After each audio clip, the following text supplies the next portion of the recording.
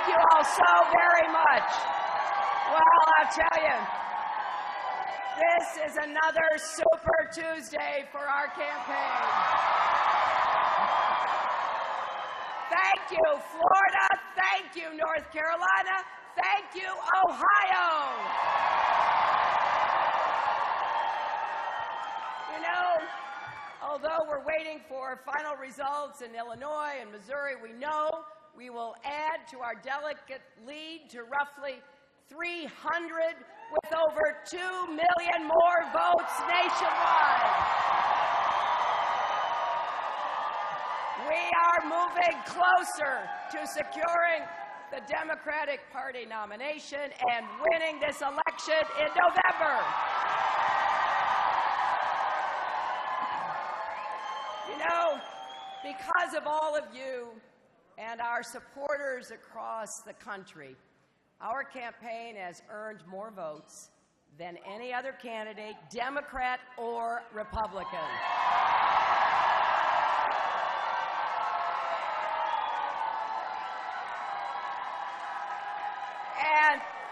And I want to congratulate Senator Sanders for the vigorous campaign he's waging. Now today, all of you in the states where contests were held voted to break down the barriers that hold us all back so every one of us can share in the promise of America. You voted.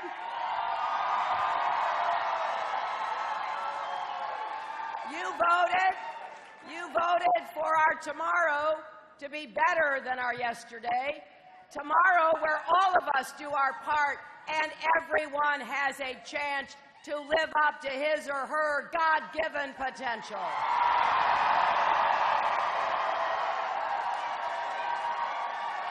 Because that's how America can live up to its potential too. Now we need you to keep working, keep volunteering, keep contributing at HillaryClinton.com. Please join the 950,000 supporters who already have contributed, most less than $100, because our campaign depends on small donations for the majority of our support. We can't do this without you. So if you've been waiting for the right moment, now's the time to come join us.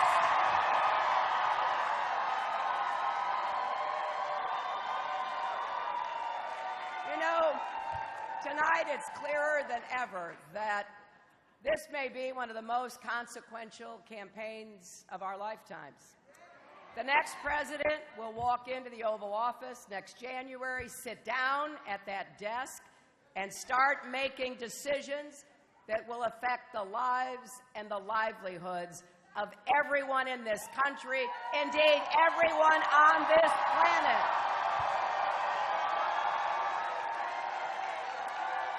Now I know that easy decisions don't make it to the president's desk, only the hardest choices and the thorniest problems. I saw President Obama wrestle with the decision to send Navy SEALs after Osama bin Laden, the decision to rescue the auto industry, to fight for the Affordable Care Act, and so many more.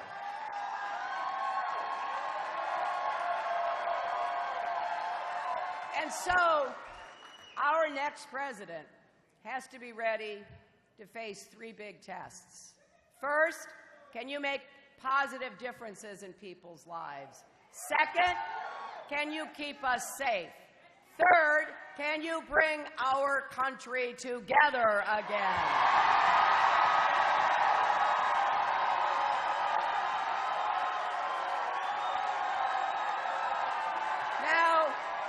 Now making differences in people's lives comes first because Americans everywhere are hungry for solutions. They want to break down the barriers holding them back so we can all rise together. Ask any parent.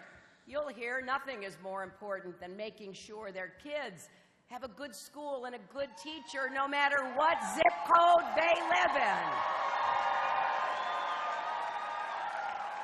They deserve a president who understands that when we invest in our children's education, we're investing in all of our futures.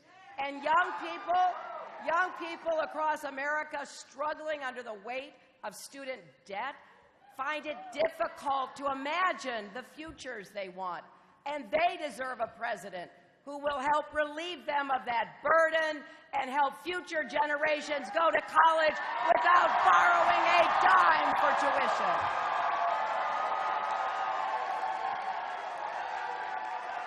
And you know, grandparents who worry about retirement deserves a president who will protect and then expand Social Security for those who need it most, not cut or privatize it. Families deserve a president who will fight for the things that are priorities at home, but too often aren't priorities in Washington. Affordable child care, paid family leave, and something we have waited for long enough, equal pay for equal work for women.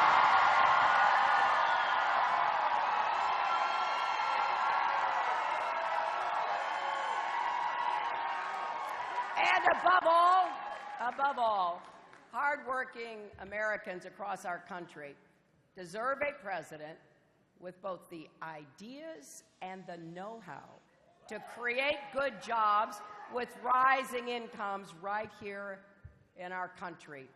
And I am absolutely convinced that we have the tools to do that. That's why I've laid out a program to do what can be done. More good jobs in infrastructure, more good jobs in manufacturing.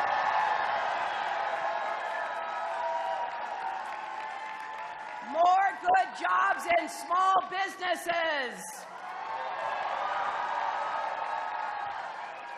More good jobs in clean, renewable energy.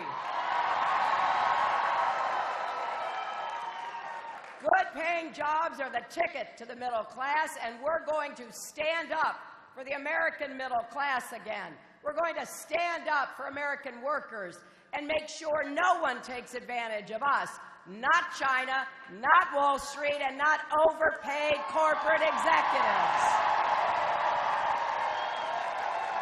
Now look, of course, every candidate makes promises like this. But every candidate owes it to you to be clear and direct about what our plans will cost and how we're going to make them work. That's the difference between running for president and being president.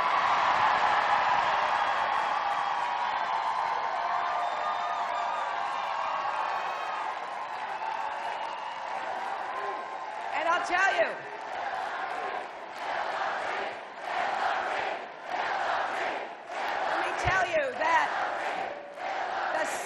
big test for our next president is keeping us safe. We live in a complex and, yes, a dangerous world.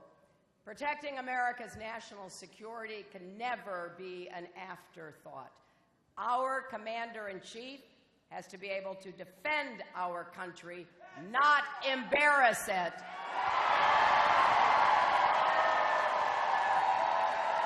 Engage our allies, not alienate them. Defeat our adversaries, not embolden them.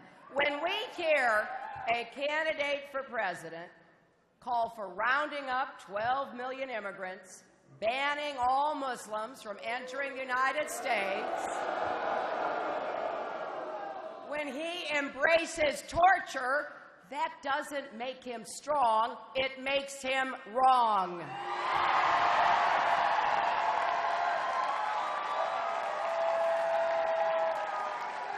And yes, our next president has to bring our country together so we can all share in the promise of America. We should be breaking down barriers, not building walls. We're not going to succeed by dividing this country between us and them.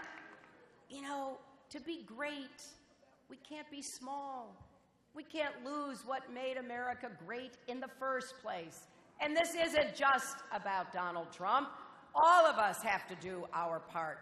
We can't just talk about economic inequality. We have to take on all forms of inequality and discrimination. Together, we have to defend all of our rights, civil rights and voting rights, workers' rights and women's rights, LGBT rights, and rights for people with disabilities. And that starts by standing with President Obama when he nominates a justice to the Supreme Court.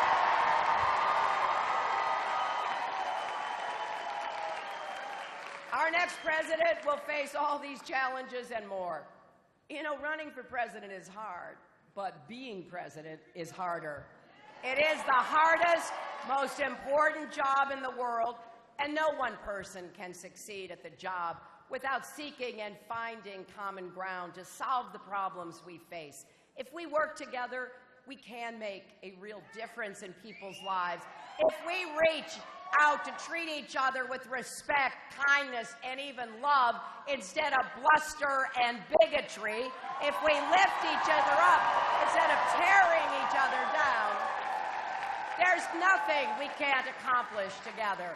So please join me in this campaign. Every vote counts. Every volunteer hour counts. Every contribution counts. 8 years ago, on the night of the Ohio primary, I said I was running for everyone who's ever been counted out but refused to be knocked out, for everyone who has stumbled but stood right back up, for everyone who works hard and never gives up. Well, that is still true.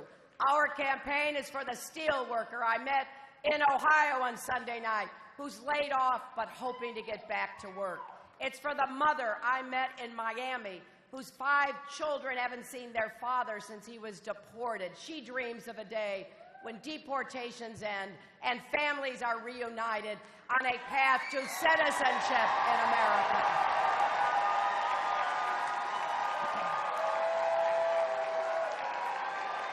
And it is for the mothers I stood with in Chicago yesterday who have lost children to gun violence.